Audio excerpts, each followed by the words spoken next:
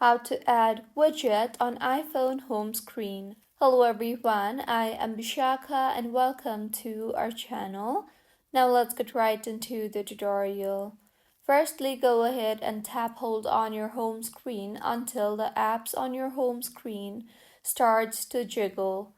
Further, go ahead and tap on the edit button on the top left of your screen, and in the menu that appears, tap on the add widget option. Now, in the interface that you will be led to, you will be able to see a bunch of widgets. Simply scroll through and look for the widget you are looking forward to add on your home screen and tap on that. For instance, I will tap on clock. You will then be required to select the size of the clock based on how it appears on your home screen. Finally, tap on the Add Widget button once you have selected the size, and with this, the widget will be added.